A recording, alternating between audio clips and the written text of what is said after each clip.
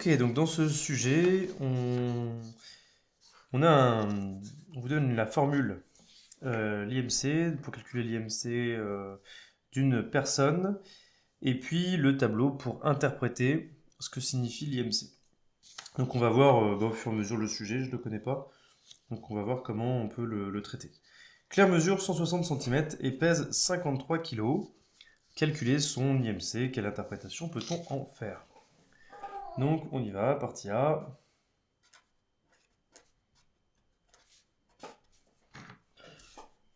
Ok. Et donc Claire, elle mesure 160 cm, vu que c'est en centimètres, on passe, on convertit en mètres, 1,6 mètres. Donc pour ceux qui auraient des difficultés à s'en souvenir, je refais rapidement le petit tableau en dessous. Donc à chaque fois, j'essaierai de vous donner des petites astuces, mais ça c'est vraiment du détail, mais en même temps, ça vous permet de vous rappeler les... Hop. Donc vous avancez pour ceux qui ont l'habitude. Donc là, on est en millimètres, là, on est en centimètres, là, on est en décimètres, mètres, décamètres, hectomètres et kilomètres. Donc 160 cm, d'accord, 160 cm, quand je convertis et que je le mets en mètres, bah, ça fait 1,6 mètres. D'accord. On met la virgule au niveau de l'unité recherchée. Ok. Donc, l'IMC, c'est P sur T au carré, avec P en kilos et T en mètres. Donc l'IMC de Claire, c'est le poids 53 divisé par 1,6 au carré. On va regarder ça tout de suite. 53 divisé par 1,6 au carré. Au carré. Ça fait, on appuie sur SD, 20,7. Environ. Hein, donc environ 20,7. Pourquoi je dis 20,7? Ça fait 20,70, étant donné que 20,70, 3. Le 3, c'est des millièmes. Donc on va arrondir au centième, par exemple. 20,7, derrière il y a un 0, donc on arrondit à 70. 20,7, donc du coup, on regarde l'interprétation, vous regardez dans votre tableau, d'accord. Ici, on voit que de 18,5 à 25, c'est une corpulence normale, donc l'interprétation, Claire a une corpulence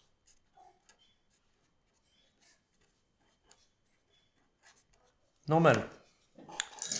Et on encadre, si possible, ou vous soulignez si vraiment c'est plus compliqué pour vous. D'accord. IMC égale 20,7. Environ égal, pardon, à 20,7.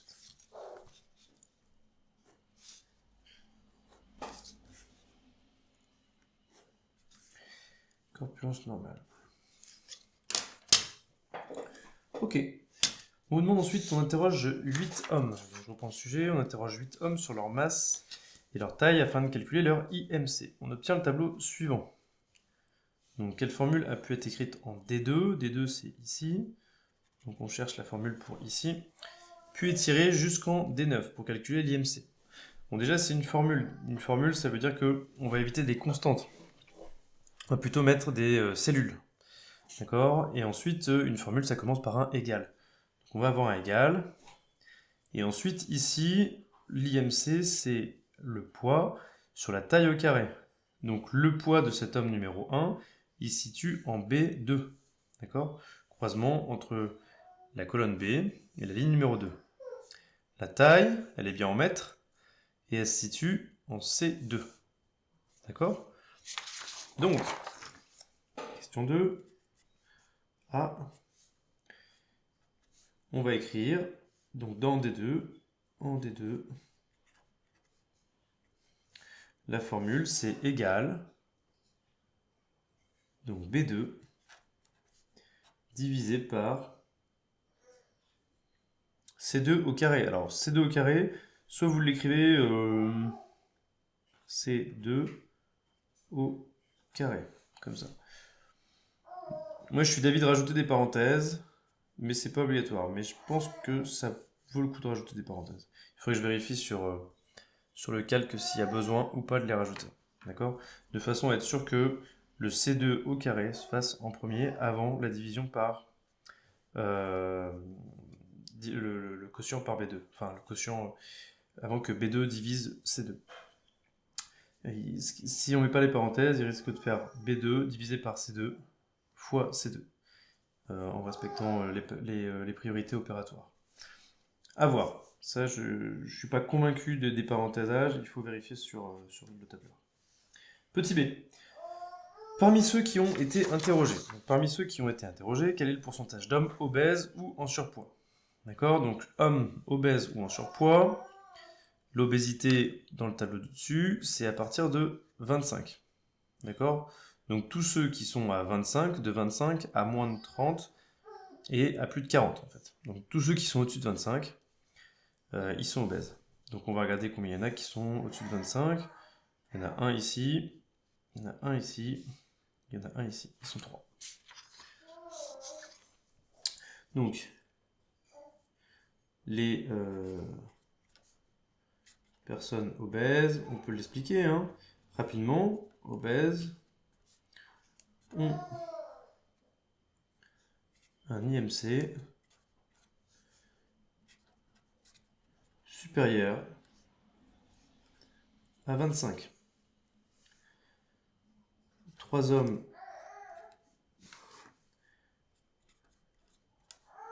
correspondent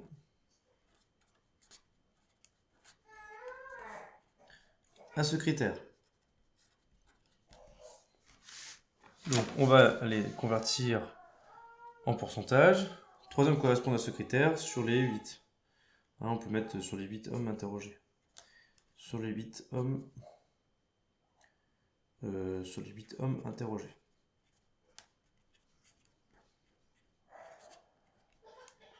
Donc en fait, la fraction, c'est 3 sur 8.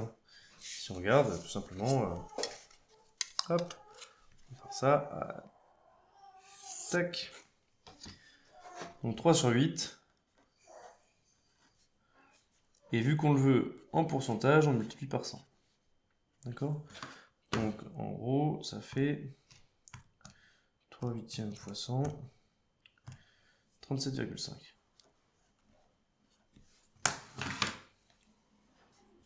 Donc 37,5%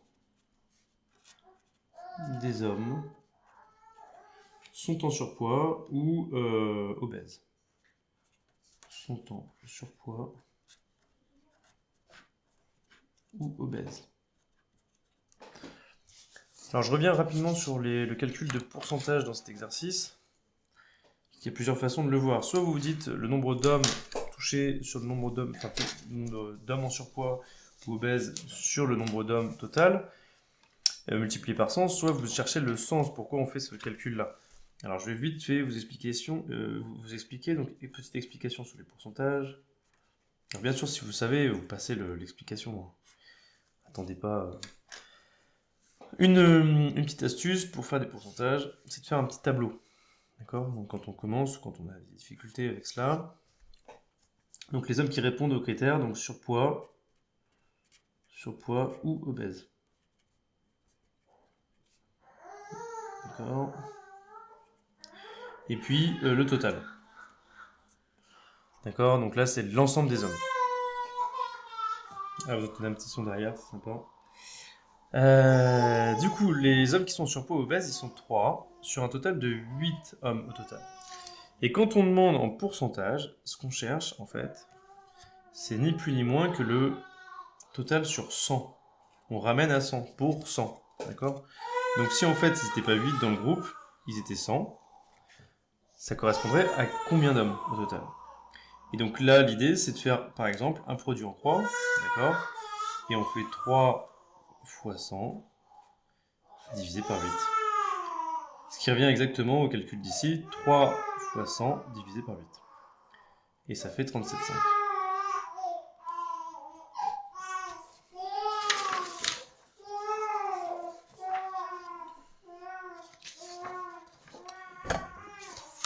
passe à la question numéro 3. Une personne a un IMC de 28 et pèse 70 kg. Combien de kilogrammes doit-elle perdre pour avoir un IMC de 25 kg? Alors, elle a un IMC, donc pour question 3, son IMC il est égal à 28. Son poids P il est de 70 kg. D'accord? Et on voudrait savoir comment elle peut faire pour passer à un IMC de 25.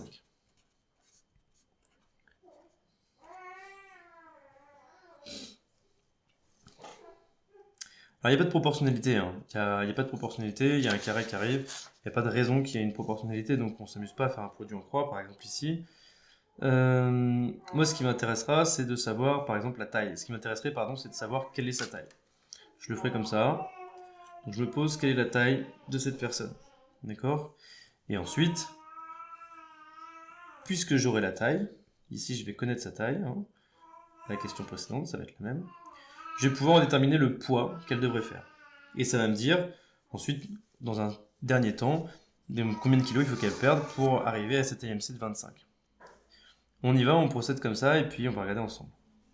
Donc l'IMC, on sait que c'est le poids sur la taille au carré. D'accord? La taille, elle est en mètres. Donc l'IMC, ici, on a 28 qui est égal à 70 sur t au carré. Alors pour ceux qui ne sont pas à l'aise avec ce genre de formule, 28 égale 70 sur t au carré, il y a une petite astuce, c'est que vous dites 28 divisé par 1. Moi je me mets au crayon de papier, mais c'est pas obligé de le mettre au crayon de papier. D'ailleurs au passage on n'y voit rien, donc je ne vais pas le mettre au crayon de papier. Le 28, on va le diviser par 1, parce que quand on divise par 1, ça ne change pas le résultat. D'accord? On peut diviser par 1 ou multiplier par 1 un nombre, ça va toujours faire le même nombre. D'accord? Donc ici, ça nous permet d'utiliser un produit en croix. D'accord? Tout de suite, on va faire t au carré. Ça va être égal à quoi? Ça va être égal à 70 fois 1 divisé par 28. C'est pas obligé de faire comme ça, c'est juste une petite astuce qui permet simplement de résoudre rapidement une équation de ce type. Donc on a t au carré qui est égal à 70 sur 28. Et donc pour trouver le nombre qui est derrière t, comme vous le savez on l'utilise aussi pour le théorème de Pythagore, on va utiliser la racine carrée. Donc pour l'instant je garde encore mon nombre sous forme fractionnaire, tout simplement parce que si on fait un arrondi de ce nombre-là, je ne sais pas s'il tombe juste, mais si je l'arrondis, ensuite on va utiliser des arrondis d'arrondis. Et je n'aime pas faire ça, des arrondis d'arrondis, ça fait des grosses erreurs au final. Donc racine carrée de 70 sur 28. Étant donné que t c'est un nombre positif, hein, on sait que ça va être égal à un nombre positif. D'accord? Je fais un petit aparté. Aparté, d'accord? Parce que ça peut être des pièges, je pense, en concours. Si vous avez t carré qui est égal à 4, par exemple, sur ce genre d'équation, il faut penser qu'il y a la solution positive, t égale 2, parce que 2 au carré ça fait 4, 2 fois 2, 4. Mais il y a aussi la solution négative, puisque t au carré, moins 2 fois moins 2, ça fait 4 aussi. Donc, ici, on pourrait avoir la solution négative, mais vu que t, c'est une taille, c'est donc en positif. Donc, on y va. Racine carrée. Alors, ça peut être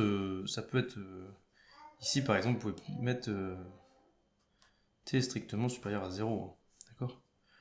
Ça permet de faire voir à votre correcteur que vous avez bien pris en compte le problème du fait que t est bien positif, puisque c'est une taille. Racine carrée, donc ça fait 1,58. D'accord? T égale 1,50, environ égale à 1,58. Je vous rappelle que ici, derrière le 58, il y a un 1, et donc du coup, on arrondit à 58 et non pas à 59. D'accord? 581, c'est plus proche de 580 que de 590. T égale environ 1,58. Donc maintenant, j'ai ma taille. J'ai la taille de cette personne qui est de 1,58.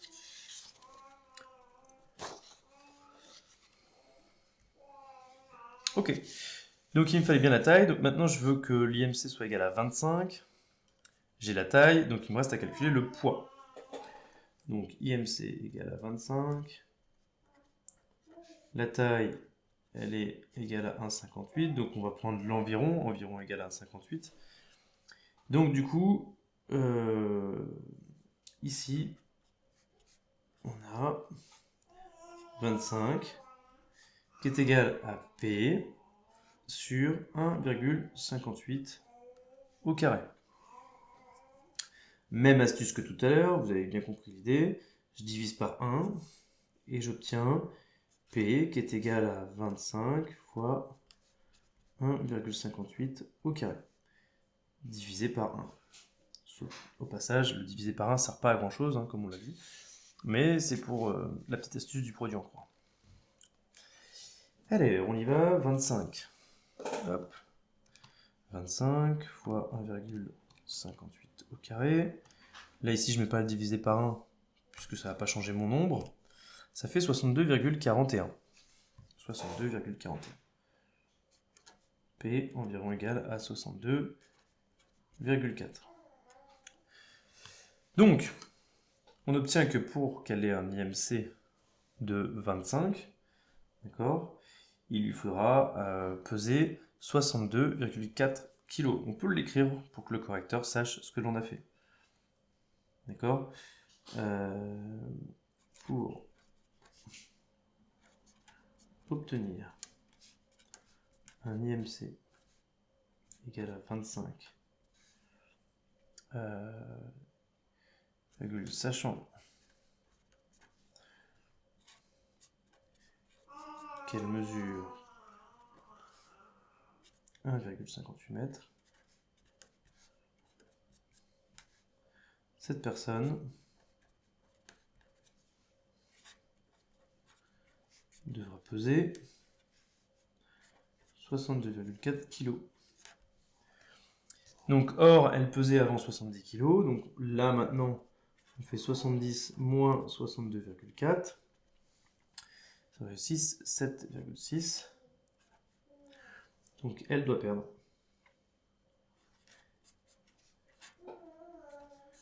Elle doit perdre 7,6 kg. Et donc, il faut bien prendre en compte le fait qu'elle doit perdre 7,6 kg. Donc ça, c'est la réponse à la question. D'accord ? On vous demande combien doit-elle perdre. Et elle doit perdre 7,6 kg. Donc attention à bien répondre à la question, parce que certains auraient pu s'arrêter avant et oublier de répondre à la question. Dans le sens, ils se seraient dit, bah voilà, j'ai trouvé 62,4, j'ai bien trouvé quel devait être son poids. C'est pas ce qu'on vous demande. Okay.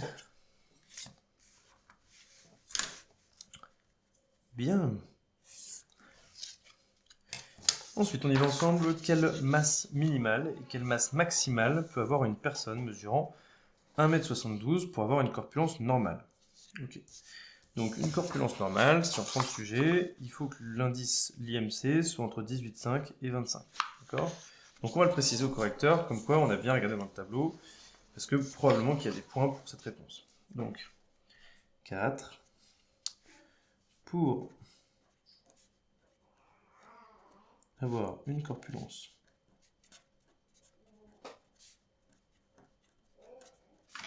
normale, il faut avoir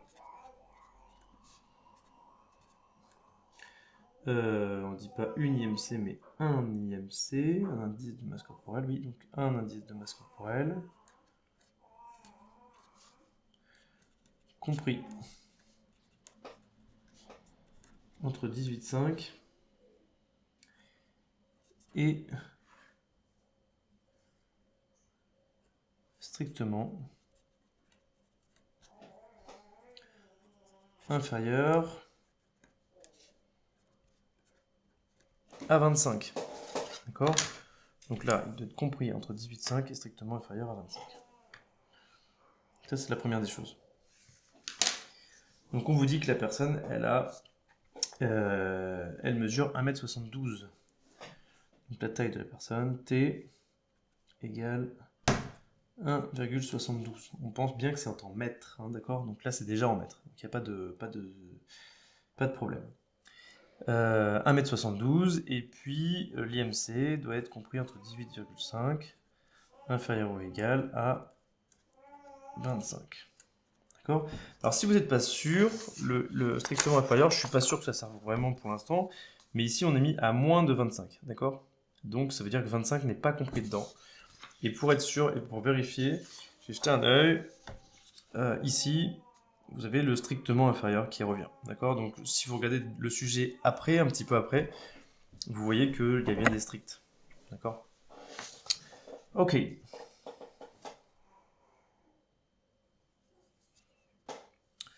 Donc 1m72. Ben, donc en fait ça va revenir à ce qu'on a fait juste avant.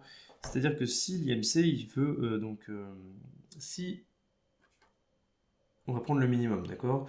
Donc on va prendre si IMC égale à 18,5. Alors, donc 18,5 est égal à P sur la taille au carré, 1,72 au carré. On peut mettre aussi à côté si IMC est égal à 25, alors, donc 25 est égal à P sur 1,72 au carré. Petite astuce, ici on va diviser par 1, et ici on va diviser par 1, encore une fois, pour pouvoir appliquer le produit en courant. Ça veut dire que P va être égal à 18,5 fois 1,72 au carré, divisé par 1, et ici P va être égal à 25 fois 1,72 au carré, divisé par 1. Donc P à quoi est égal P? Donc on y va, on regarde ensemble. 18,5 fois 1,72 au carré, ça nous fait environ 54,7. Je pense qu'arrondir à un chiffre après la virgule, le poids, c'est pas mal. Ça paraît logique, en tout cas, quand on se pèse, on est à un chiffre après la virgule.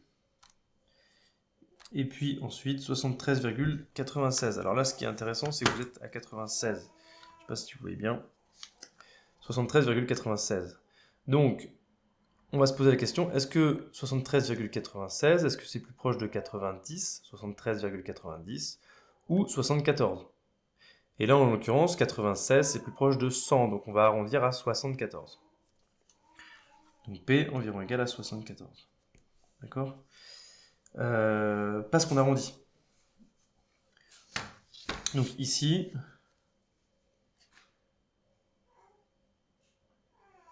quelle masse minimale et quelle masse maximale peut avoir une personne mesurant 1m72? Donc la masse... Donc je vais faire une phrase, excuse-moi. Une personne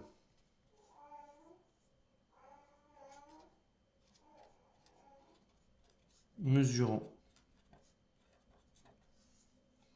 1m72 pour avoir une corpulence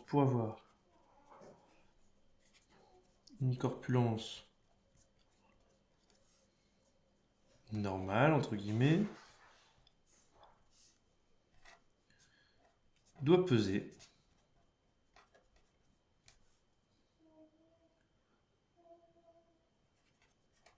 entre 54,7 kg et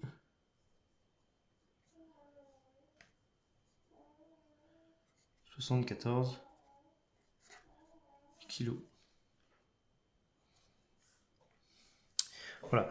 Alors après, ici, là où on peut se mettre le doute, c'est que vu qu'on a arrondi à 74 kg et que le résultat c'est 73,96, est-ce qu'on ne pourrait pas mettre 73,96? Je ne sais pas si ce serait sanctionné par les membres du jury si on arrondit à 74. Néanmoins, je pense que c'est plutôt logique de mettre 74 que de mettre 73,96. Voilà pour la réponse. On se retrouve dans une autre vidéo pour la partie B.